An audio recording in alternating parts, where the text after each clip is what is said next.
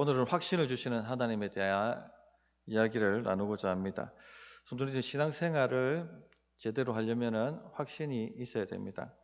그 확신이 무너지면 삶도 무너집니다. 신앙생활도 무너집니다. 앞달락 우리가 1절부터 6절 말씀 보면 아브라함이 두려워 떨고 있었다는 것을 말씀드렸습니다. 그돌라오멜 연합군을 쳐부수었죠. 롯을 구하기 위해서, 조카 롯을 구하기 위해서 그돌라오멜 군대를 쳐서 무찌르고 전리품을 챙겨 왔습니다. 그런데 정신 차리고 보니까 사건을 크게 친 겁니다. 이 그돌라오멜 군대가 어떤 군대입니까? 가만히 있겠습니까? 그러니까 불불 떨리는 것이죠. 그때 하나님께서 나타나셔서 나는 너의 큰 방패, 큰 상급이다. 이렇게 말씀해 주셨습니다. 그러므로 두려워하지 말라 이렇게 하셨던 것이죠. 어쨌든 이 말씀을 통해서 아브라함이 두려워 떨었다, 확신을 잃어버렸다 하는 것을 알 수가 있습니다. 하나님께서 나와 함께 하시고 나를 보호하고 지키고 계시다 하는 확신이 흔들리면 사람은 두려워 떨게 되어 있습니다. 엘리야가 오뎀나무 아래에서 아이고 죽겠다, 아이고 죽겠다, 여기서 죽여주십시오, 그렇게 두려워 떨었던 것을 우리가 잘 기억하고 있습니다. 그 확신에 차가지고 갈멜산에서 불까지 내리고 그렇게 했던 엘리야였지만 그 확신이 흔들리니까 어떻게 됩니까? 두려움에 휩싸이게 되고 안 되겠다, 죽겠다 이렇게 말하게 되는 것이죠. 이 삶 자체가 무너지는 것입니다. 신앙 자체가 무너지는 것입니다.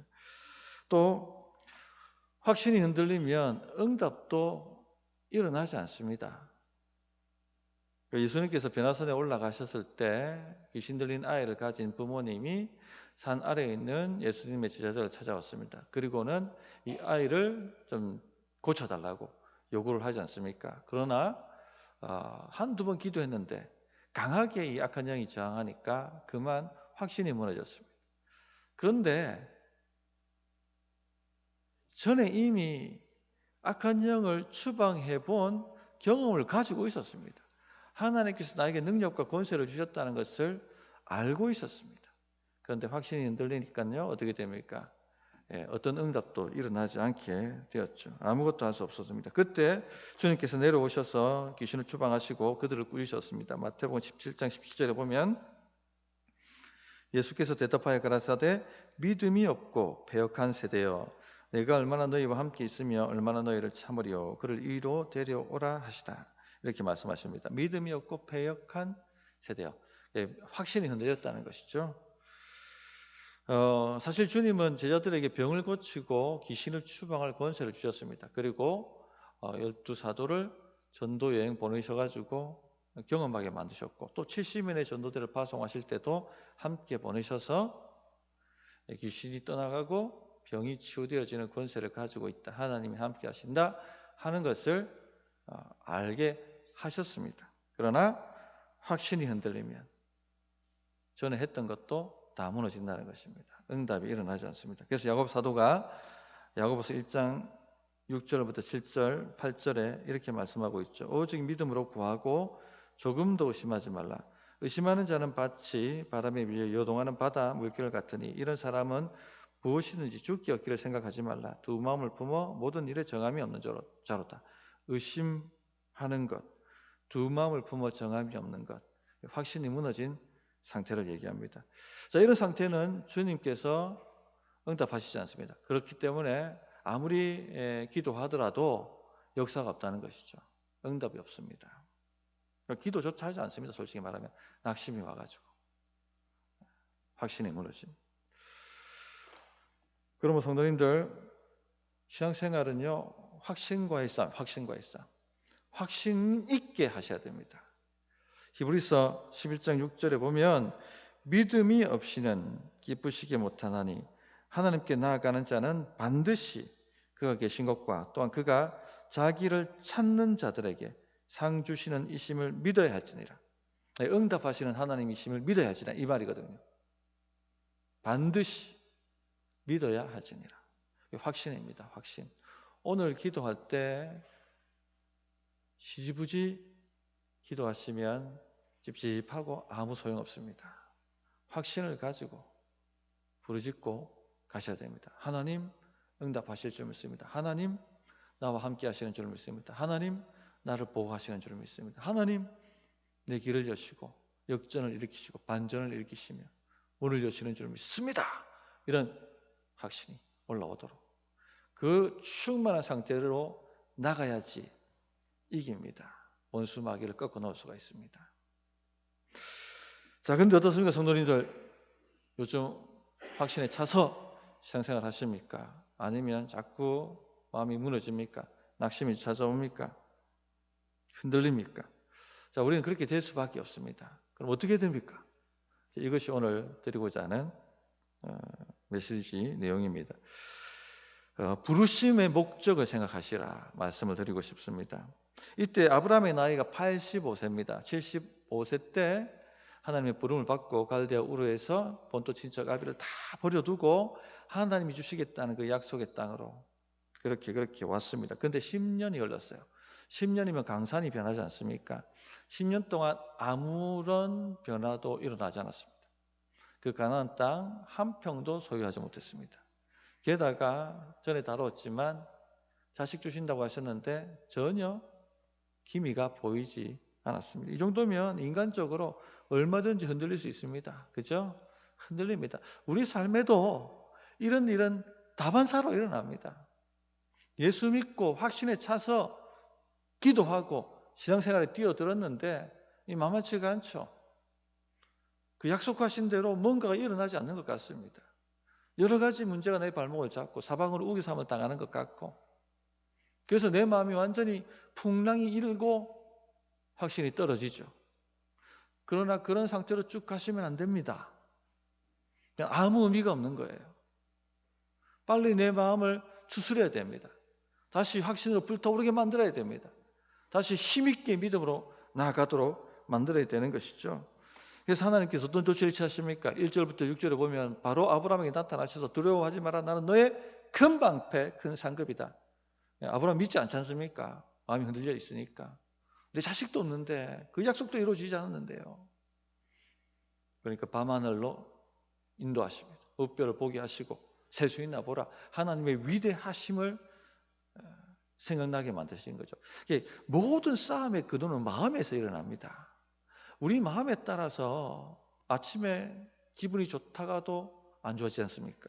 기분이 좋을 때는 모든 것을 다 할 수 있고 행복하고 좋은데 뭔가 하나 딱 심사가 뒤틀려서 마음이 딱 우울해지기 시작하면 그때부터 아무것도 하기 싫고 인생은 먹구름이고 이 마음 전쟁입니다. 마음 전쟁.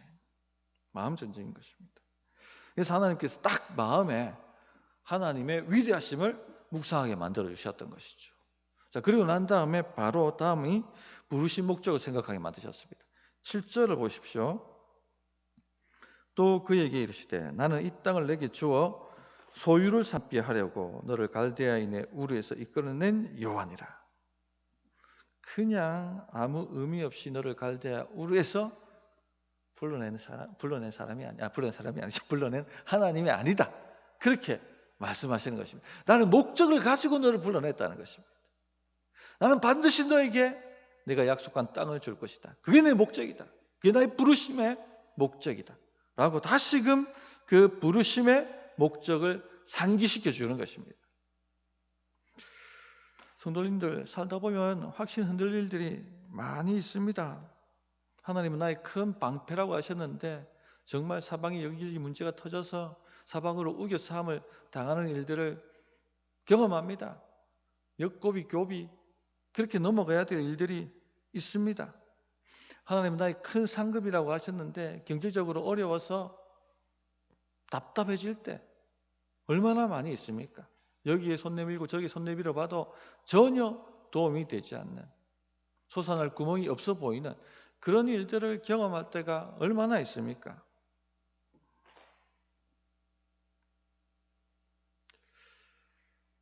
참으로 하나님이 함께 하시는지 나의 기도가 지금 하나님께 상달되고 있는지 응답은 도대체 언제 오는 것인지 언제쯤 내 인생도 좀 반전이 일어나는지 언제쯤 내 인생도 안개가 걷히고 하나님의 길이 뚜렷이 보이는지 그런 마음이 들 때가 있습니다. 그때 하나님의 부르심의 목적을 다시 한번 생각해 보십시오. 첫째는요, 하나님의 위대하심을 먼저 생각하는 것입니다. 빨리 하나님의 위대하심으로 내 눈을 돌려야 됩니다. 제자들이 주님과 함께 풍랑이는 갈릴리 호수를 건널 때를 기억해 보십시오. 지난주 박유민 목사님이 설교하셨습니다만 주님은 풍랑을 잠잠케 만드셨죠. 그러니까 하나님의 위대하심을 맛보아 알게 해주셨습니다. 우리가 살면서요, 이런 풍랑이라는 죽음을 여러 번 경험하게 하십니다. 그러면서 하나님이 그 풍랑을 통해서 반전을 이루시죠. 잠잠케 만드시고 하나님의 위대하심이 드러나는 그런 통로, 기회가 되게 만드십니다. 그것을 통해서 부활의 능력이 어떠한가를 경험하게 만드시는 것입니다. 그래서 종국에는 죽음 앞에도 두려움 없이 담대하게 나갈 수 있는 그런 믿음으로 우리를 빚어 가시는 것이죠. 그러므로 성도님들 한번 돌아보시면은 이와 같은 풍랑을 통과하게 하신 하나님의 흔적이 있을 것입니다. 정말 죽을 것 같았는데 기도하는데 아니 이렇게 쉽게 풀려라고 할 만큼 문제들이 잠잠해지는 반전이 일어나는 경험들을 하셨을 거예요. 그런 응답들을 경험하셨을 것입니다. 그것을 기억해내십시오. 하나님의 위대하심을 먼저 내 마음이 생각하는 것 굉장히 중요합니다. 모든 것은 마음에서 시작되고 마음 전쟁입니다. 하나님의 위대하심을 묵상하기 시작하면 그 다음부터는 확신이 올라오기 시작하는 거죠. 그 다음에 부르심의 목적을 생각하는 것입니다. 요한복음 10장 10절에 보면 도적이 오는 것은 도적질하고 죽이고 멸망시키려는 것뿐이요 내가 온 것은 양으로 생명을 얻게 하고 더 풍성히 얻게 하려는 것이라. 그렇게 말씀하셨습니다. 주님이 우리를 부르신 것은요 생명을 얻게 하고 또 더 풍성히 얻게 하기 위해서 불러주셨습니다. 이것이 바로 하나님이 우리를 부르신 목적입니다. 망하라고 안 되라고 부르신 것이 아닙니다. 주님 따라가는데 망하는 것 같고 안 되는 것 같을 때 우리 믿음이 흔들리잖아요. 그때 부르심의 목적을 생각하라는 것입니다. 하나님이 나 망하라고 부르신 것이 아닙니다. 내가 가난해지라고 부르신 것이 아닙니다. 이것도 안 되고 저것도 안 되라고 부르신 것이 아닙니다. 생명을 얻고 더 풍성히 얻게 하시려고 나를 불러주셨다는 것입니다. 모든 것이 합력하여 저주가 되라고 부르신 것이 아니라 모든 것이 합력하여 선을 이루도록 나를 불러주셨다는 것입니다. 딱 내 삶의 한계에 갇혀서 오도 가도 못하는 그런 쳇바퀴 안을 도는 인생이 되라고 불러주신 것이 아니라 예루살렘과 온 유대와 사마리아와 땅끝까지 나아가 주를 증거하라고 부르셨다는 것입니다. 그것을 생각하라는 것이죠. 하나님이 나와 함께 하시고 반드시 길을 내시고 나를 풍성케 만드시며 지경을 넓히시고 하나님의 사명을 감당하게 하신다. 모든 것이 합력하여 선을 이루게 만드신다. 생명을 얻게 만드신다.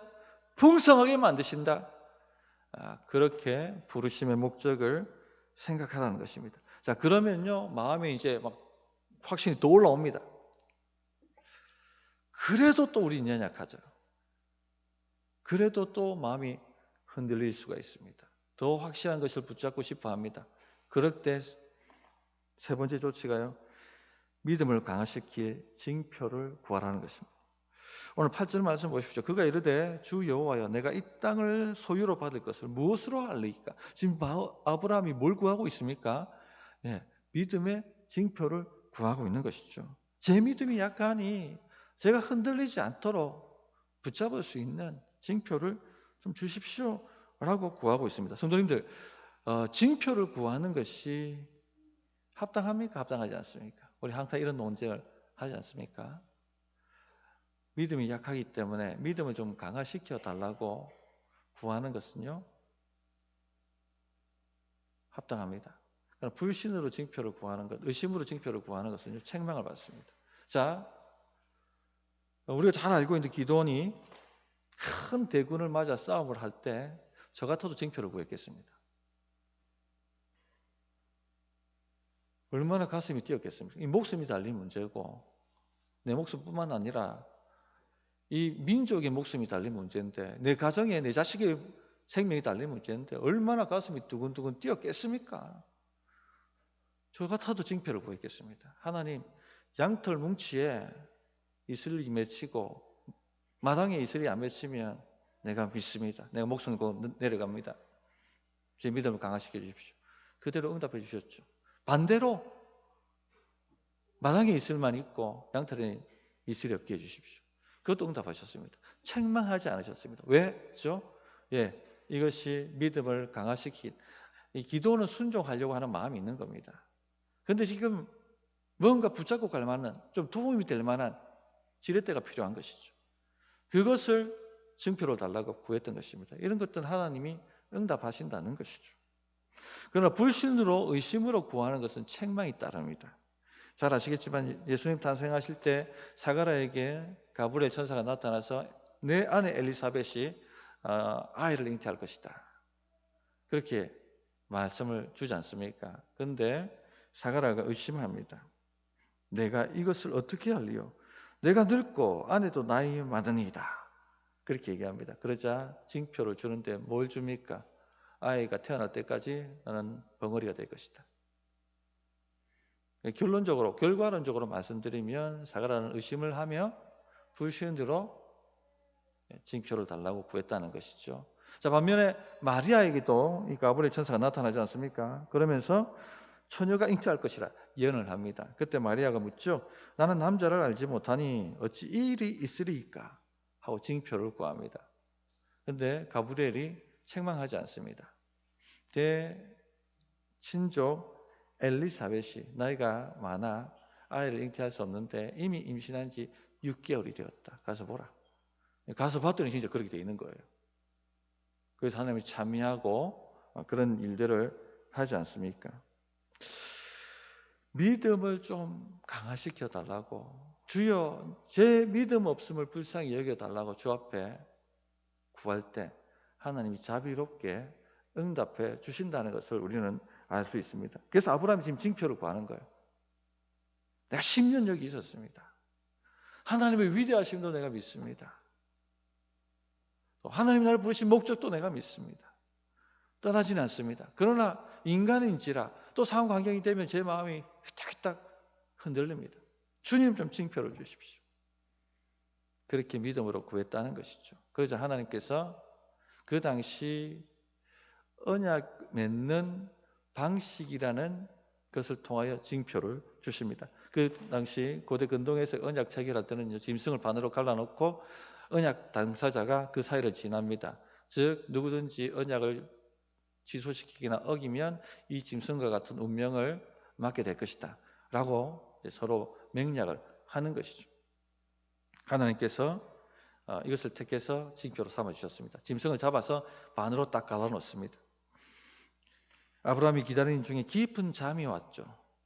그리고 큰 두려움과 흑암이 임했습니다. 하나님이 항상 나타날 때 일어나는 현상이죠. 몸에 힘이 쫙 빠지고 두려움이 임하지 않습니까? 그리고 예언의 말씀이 들려왔습니다. 아브라함의 자손 이방의 객이 되어서 400년 동안 괴롭힘을 당하지만 안심하라. 그 나라를 하나님께서 치실 것이고 그 나라에서 이스라엘 백성들이 재물을 얻어서 나오게 될 것이다 하는 먼 미래의 예언을 해주십니다. 그리고 지금 당장 가나안 땅을 왜 소유로 주지 않는지도 이유를 알려주시죠. 아직 이 가나안족이 심판받을 만큼 죄가 간영하지 않았다. 더 기다려야 한다. 그동안 너희 후손들은 번성하게 될 것이고 또 훈련과 양육을 받게 될 것이다. 그러나 내가 약속한 대로 반드시 이 땅을 내 후손들에게 주게 될 것이다. 내 후손이 별과 같이 많아지게 될 것이다. 하고 한 번 더 그 언약의 말씀을 확인시켜 주십니다. 그리고는 그 횃불이 쪼갠 짐승 사이로 싹 지나가지 않습니까? 연기, 횃불 뭡니까? 구름기둥, 불기둥이잖아요. 하나님이 구름기둥, 불기둥 가운데 임하시지 않습니까? 하나님이 오셨다는 것입니다. 그런데 중요한 것은요. 언약 당사자가 지나가야 되는데 누가 지나갑니까? 아브라함이 지나간 게 아니라 하나님이 지나가셨어요. 그 말은 내가 이 약속을 지키지 않으면 이 집이 성같이 되겠다고. 아브라함 너는 어차피 언약을 못 지킬 거니까 내가 지킬 것이니까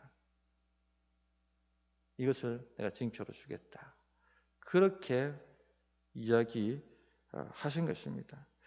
자, 아브라함이 믿음 흔들릴 때마다 뭐가 생각났겠습니까? 쪼갠 고기 사이로 지나간 그 하나님의 구름 기둥, 불 기둥을 생각했을 것입니다. 성도님들, 우리에게 확실한 증표가 주어져 있다는 걸 아십니까? 우리에게는 아무리 흔들리고 싶어도 흔들릴 수 없게 만드는 분명한 증표가 사실 주어져 있습니다. 뭐죠 그게? 성찬식이에요. 주의 살과 피가 우리를 위해 쏟아졌다는 것을 직접 먹고 마시지 않습니까? 이것만큼 분명한 징표가 있습니까? 내가 너를 이처럼 사랑하고 내가 너를 이처럼 보호할 것이고 내가 너를 이처럼 생명을 주되 풍성히 줄 것이라고 내가 반드시 그렇게 만들 것이라고 확실한 징표죠. 성도님, 그러므로 확신이 흔들릴 때마다 이 징표를 생각하십시오. 언제 성찬식이 오나? 이 사모하는 마음으로 성찬에 한번 참여해 보십시오. 믿음이 확신에 차게 될 것입니다. 말씀을 정리하도록 하겠습니다. 하나님은요, 우리가 의심 가운데 살기를 원치 않습니다. 우리가 확신 없어서 막 마음이 왔다 갔다 하는 그런 상태로 지나가기를 원치 않습니다. 분명하고 뜨겁고 확신에 차서 믿음으로 부르짖고 그렇게 힘있게 나가기를 원하십니다. 하나님의 위대하심을 생각하십시오. 마음이 흔들리고 있다면. 둘째, 하나님의 부르심을 생각하십시오. 망하라고 부르시지 않았습니다. 가난해지라고 부르시지 않았습니다. 실패하고 무너지라고 부르시지 않았습니다. 지경을 넓혀주시고 생명을 얻게 하시고 풍성하게 하시고 주님 안에서 성공하게 하시고 형통하게 하시고 길을 열어주시기 위해서 우리를 불러주셨다는 것을 되뇌십시오. 셋째, 그래도 뭔가 흔들린다면 살과 피를 흘려주신 주님의 그 증표를 생각하십시오. 그리고 성찬식에 참여할 때마다 확신을 가지십시오. 그래서 승리하는 우리 성도님들 되시기를 바랍니다. 말씀을 붙들고 한번 기도하겠습니다.